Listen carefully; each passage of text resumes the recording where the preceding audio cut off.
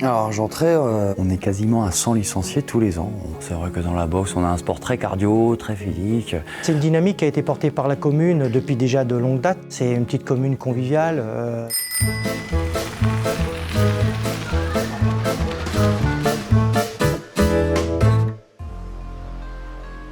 Bien, moi je m'appelle Emmanuel Godefroy, Manu. Je suis pratiquant de boxe française depuis 2006 au club d'Argentré du Plessis. Je suis président également de ce club depuis 2017. Le club a été créé par Pierrick Gélin en 1995 et il a fait ça pendant 22 ans. Il a été président, fondateur, il a tenu le club tout seul. Et moi, on va dire, j'ai pris le relais à partir de 2017. Alors j'ai commencé la boxe vraiment un petit peu en dilettante, hein. C'était très loisir, c'était venir à la salle, boxer avec les copains. J'ai accroché vraiment ce sport-là et quelques années après, j'ai commencé à faire un petit peu de compétition et ça m'a vraiment motivé. Et ça m'a motivé aussi de transmettre un petit peu cette passion, hein. Alors nous, on pratique de la boxe française, savate boxe française. Donc savate, ça porte bien son nom, c'est la seule boxe qui se pratique avec des chaussures. Donc c'est la spécificité de notre boxe. Boxe française, c'est une boxe pied-point. Savate, ouais, c'est une vieille expression de chaussures, ça, parce que la boxe française, ça date depuis... Fin 19e siècle. Aujourd'hui, on a des chaussures de boxe française, hein, comme on voit là. Ça protège les pieds, ça nous aide énormément dans les déplacements. Elles sont très souples et ça fait mal, hein, quand même quand on combat, quand on prend des coups de chaussure, des pointes, ça fait mal. Donc notre boxe est très codifiée. Nos coups de pied sont armés et sont à distance, c'est-à-dire on frappe avec la chaussure. On ne frappe pas avec les genoux, on ne frappe pas avec les tibias, on ne frappe pas avec les coudes non plus.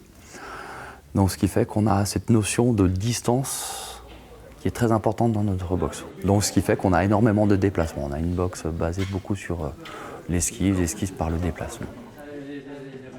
Allez, vous démarrez sur l'échelle. Allez, allez. Alors moi je m'appelle Gilles Marzin, donc je suis arrivé à Argentré en 2002. Je faisais déjà de la boxe française sur Paris, à Clichy-la-Garenne, et quand je suis arrivé ici, pour des raisons professionnelles, j'ai agréablement découvert qu'il y avait un club de boxe française dans le village dans lequel je vivais, donc à Argentré du Plessis. Et donc, dès mon arrivée, j'ai pris ma licence ici, donc avec, comme disait Manu, notre ex-président fondateur Pierrick Gélin. Et donc, j'ai fait de la boxe jusqu'à aujourd'hui. Tout comme Manu, j'ai souhaité passer de l'autre côté de la barrière, c'est-à-dire d'entraîner, devenir moniteur, pour retransmettre tout ce que j'ai appris tout au long de ces années dans la boxe française. Et je suis aussi dans le conseil d'administration du club, je suis donc secrétaire adjoint. Allez, tir en rat de 3 points.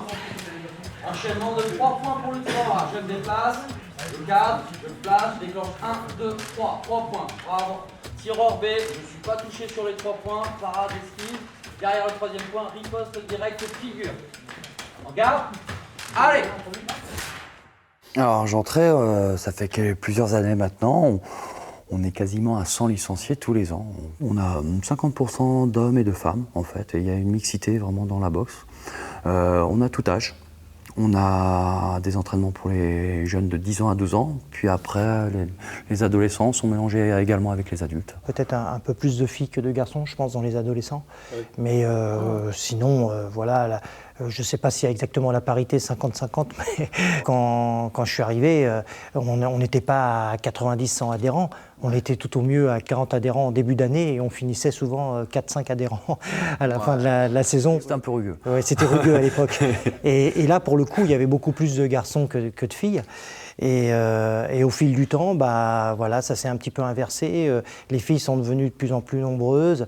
Et par contre, il y a une petite particularité cette année, c'est qu'on a des adultes qu'on n'avait pas les années précédentes, qui viennent du MMA et qui veulent se perfectionner justement en boxe pied-point. Et on fait cette année aussi ce qu'on appelle de la boxe yoga. C'est une discipline qu'on a mis en place pour la première fois cette année. On leur fait pratiquer un petit peu la boxe pendant une demi-heure, 45 minutes, et ensuite c'est toute une séance de yoga derrière qui est liée à la boxe française. Fouetter en ligne basse, pour ligne médiane pour le tireur A, déplacement, je fouette, bas ou médian, une touche en fouetté, tireur B, je ne suis pas touché sur le fouetté, je riposte en fouetté en ligne basse. C'est vrai que dans la boxe, on a un sport très cardio, très physique, et donc on a beaucoup de gens qui veulent vraiment se dépenser énormément. Et puis le côté boxe aussi, taper, avoir des gants, taper dans un sac, toucher, ça, c'est ce qui donne, je pense, envie de rentrer dans une salle à la base, c'est pouvoir se défouler. Après, ceux qui restent, c'est pas forcément ceux qui avaient juste envie de se défouler, parce que à la boxe, on prend également des coups. On n'est pas là juste pour en donner. On en prend aussi. Alors aux entraînements, ce ne sont pas des coups, c'est des touches. Mais on se rend compte aussi que les différents caractères des gens, c'est-à-dire qu'il y en a, ils aiment bien en donner, mais ils n'aiment pas en reprendre. Ouais, il y en a qui veulent faire les caïds, ils acceptent bien. Et puis en fait, au fur et à mesure de la progression, il faut accepter d'être parfois en échec. C'est pas comme les arts martiaux, le karaté, le aikido ou autre. C'est un sport, comme dit Manu, où on prend beaucoup de coups. Et c'est avant tout un sport de combat. On prend des coups. Mais c'est un sport. Voilà. C'est un sport. On n'apprend pas à se battre, on apprend à boxer. C'est pas le self-défense. Non, c'est un sport de contact. On reste un club assez à taille humaine, assez familial aussi de base. Hein. Mais on a aussi des gens qui viennent, qui nous disent clairement qu'ils veulent faire de la compétition. Ceux qui veulent faire du loisir peuvent faire du loisir.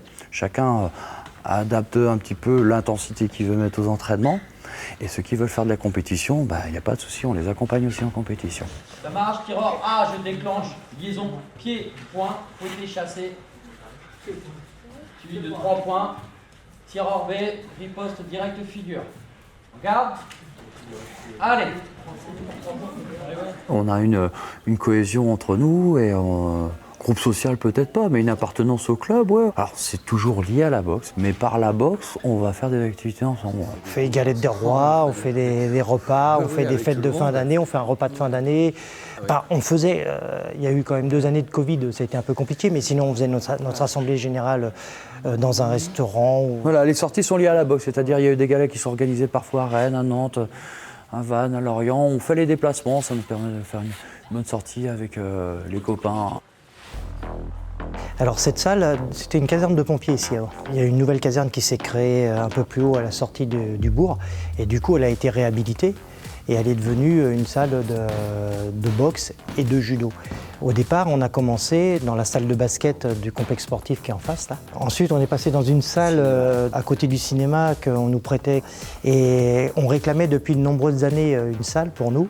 Et c'est à la faveur d'un champion de France que nous avons eu en cadet il y a quelques années que le maire de l'époque a franchi le pas et nous a proposé de réhabiliter cette ancienne caserne de pompiers pour devenir une salle de boxe. Qu'on partage avec le judo également. On partage avec le judo parce que le judo recherchait une salle aussi pour eux. Et donc du coup, on est venu s'installer ici.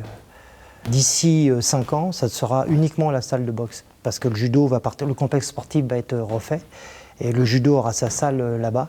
Et du coup, toute cette salle nous reviendra totalement.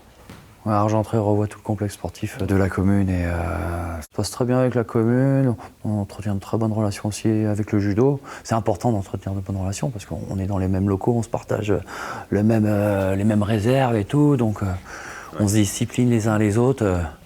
Et non, tout fonctionne très bien.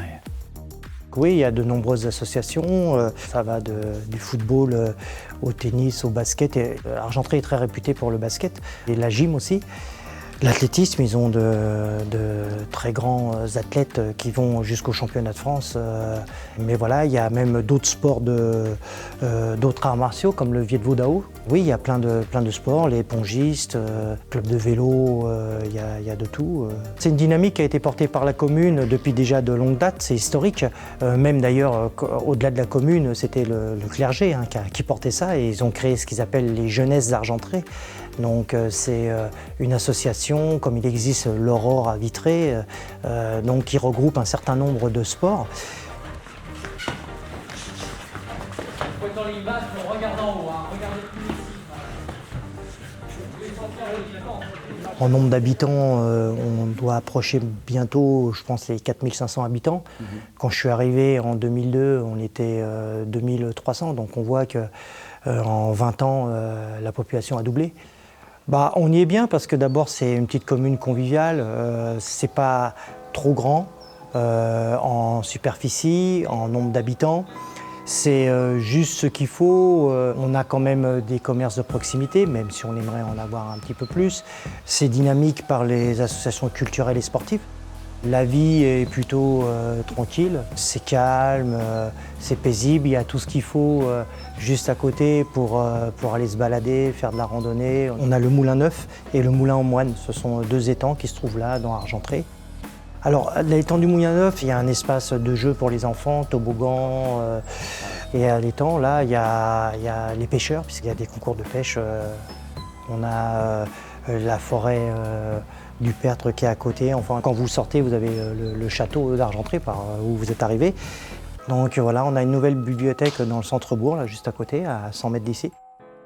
On a un centre culturel, effectivement, juste là, après le complexe sportif. Il y a des concerts périodiques, il y a beaucoup d'animations, il y a du théâtre, il y a des spectacles de tout genre, des humoristes. Oui, alors le Jardin des Îles, c'est là, à 200 mètres, à côté de la nouvelle bibliothèque. C'est un endroit où il fait bon vivre. Il y a 2 cabanes à livres dans ce Jardin du Île. Il y a un lavoir qui a été réaménagé. Et donc voilà, c'est un peu l'espace verdure du centre-bourg. Et ça crée en même temps un cheminement entre les lotissements de la périphérie et le centre-bourg. On y fait aussi des spectacles dans le Jardin du Île, d'ailleurs. C'est formidable, Argentré, dis donc. Il me connaît des choses. Il a fait de les faire venir. Hein. Tout à fait. C'est des RP d'Argentré. Je suis très fier d'être le président du club. Je suis fier de ce qu'on fait. Il y a beaucoup d'énergie, de force vive dans le club pour mener des projets, pour penser les idées et surtout pour les porter. Il y a une certaine assiduité, fidélité au club. Enfin, les gens reviennent, donc je me dis qu'ils aiment ça. Puis au-delà de ça, on a aussi des résultats honorable. Des clubs de boxe française, il n'y en a pas autant que ça. Hein. Le souhait, c'est voilà, que le club puisse continuer à vivre et à se renouveler aussi. Hein.